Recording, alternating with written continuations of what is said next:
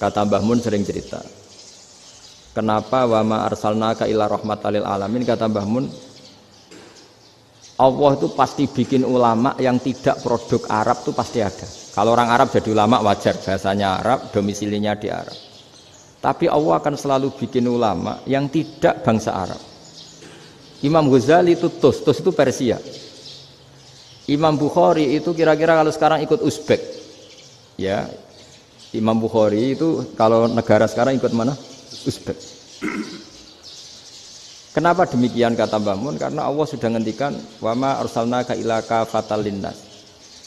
Manusia semua ini kena khitabnya Islam. Kalau tidak ada ulama yang dari berbagai negara, kesannya Islam itu hanya milik orang Arab Saudi. Makanya Allah selalu bikin ulama-ulama yang bahkan tidak Arab. Termasuk Imamul Muhaddisin, yaitu Imam Bukhari, itu orang Uzbek, orang Rusia lah kalau sekarang, ikut Uni Soviet dulu.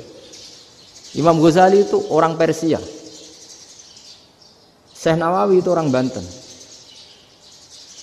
Karena Allah ingin memaklumatkan bahwa Islam ini untuk semua, sehingga orang yang tidak Arab pun bisa belajar Islam, yang alimnya itu nggak kalah sama orang apa?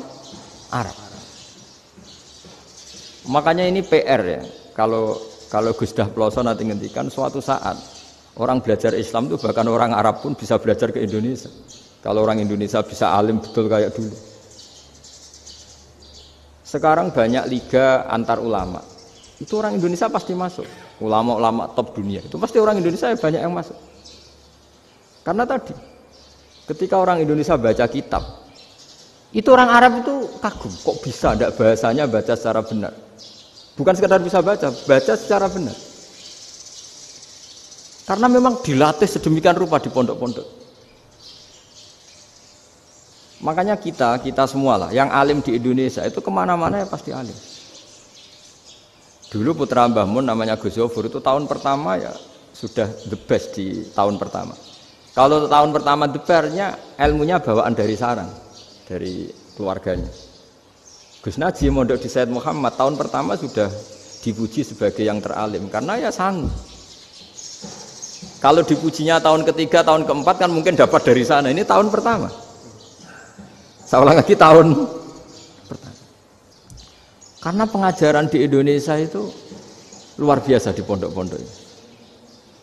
Makanya kalau dalam anekdot pondok itu cerita-cerita lucu itu. Ada orang Jakarta ngaji, setelah di kelas itu pelengahan terus. Melihat jendela, lihat pintu terus. Lama-lama gurunya marah.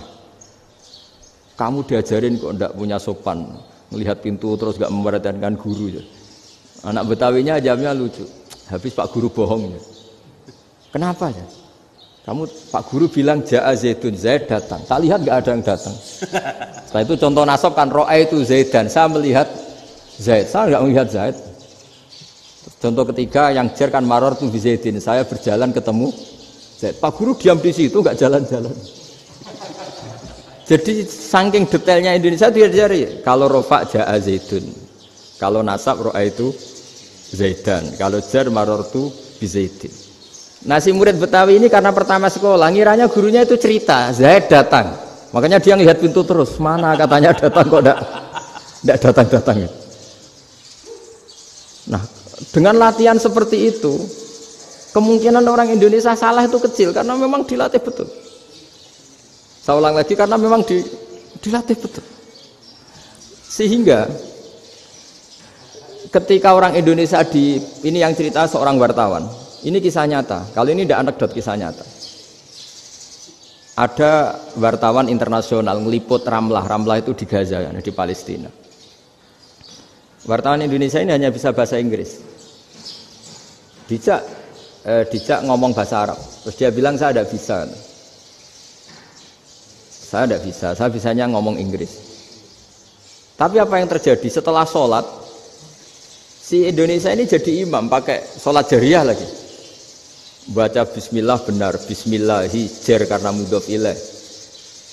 Terus ketika iktidal ya benar, Rabbana lakal hamdu mil'us samawati wa mil'ul ardi benar. Ketika tahiyat ya benar, at-tahiyatul mubarakatuh sholawat. Sama orang Arab ini diambungi. Orang Arab kalau senang orang itu dicium. Kamu tawaduk, sebenarnya kamu itu ahli bahasa Arab. Karena orang Indonesia sekali sholat itu nggak ada yang salah. Meskipun benarnya karena hafalan, tapi bagi yang ahli nahwu itu hebat. Misalnya kita kalau ngapalkan kan bismillahi, bismi jar karena ba, Allahi jar karena mudhof ilaih, ar-rahmani jar karena sifat, ar-rahimi karena sifat. Alhamdu rofa karena mubtada, lillahi jar karena ada huruf jarli, Rabbi jar karena sifat. Sebetulnya tidak karena pinter, tapi karena hafalan. Tapi orang Indonesia hebatnya itu benar terus. Rabbana lakal hamdu, ya kan? Alhamdu rofa, terus mil'u samawati ya rofa karena sifat. Sehingga terus orang Indonesia kalau sholat di Timur Tengah itu dipuji karena makhrajnya ya benar, rofa nasabnya juga benar. Nah itu di negara lain tidak ada nggak Indonesia. Orang Cina itu sering bikin marah orang-orang Arab karena kalau dongo itu nggak fasih kayak orang Indonesia. Orang Indonesia kalau dongo ya Allahumma Allahumma tohir tohir qalbi qalbi. Orang Cina ini yang jadi guyon di Arab. Allahumma Allahumma tahir tahir kalbi kalbi gitu. Itu kan bedanya jauh.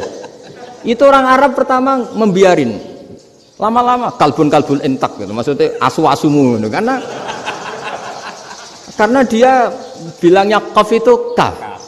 Jadi kalau Allahumma do Allah tohir, kalau aturi nyucekno panjenengan kalbi ing asu ingsun kan. Tapi kalau qalbi itu ati ingsun, tapi kalau kalbi anjing ingsun. Bedanya qaf sama kaf. Ana arah-arah kalbun entak. Asu-asumu maksudnya kan. Tapi padahal orang Cina itu paling dilihat teksnya ya pakai qaf. Orang Indonesia enggak, mulai kecil dilatih sak fase-fase. Sampai ya sulit betul latihan Fatihah itu. Kalau di Kudus malah sampai 3 bulan Fatihah itu. Sampai at-tahiyyatu, kurang lagi, kurang bersih. At-tahiyyat sampai gitu. Sampai ada cerita itu orang dipanggil maftuhin itu enggak melengak, harus maftuhin. Baru melengak. Tapi barokahnya itu orang Indonesia kalau dongo memang benar-benar Allahumma tohir qalbi. Ya Allah sucikan hati kami, bukan tahir kalbi. Karena sekali jadi kaf itu maknanya anjing saya. Ya Allah sucikan anjing. Jadi ini orang Indonesia. Jadi kata Mbah Mun, dawe Mbah Mun, illaka fatal linnas, bahwa agama ini milik semuanya.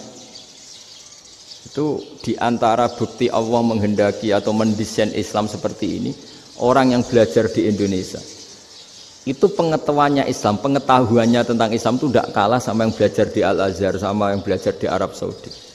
Makanya ini PR-nya UMM, PR-nya IAIN, PR-nya UIN. Bisa enggak sealim mereka dalam bahasa Arab?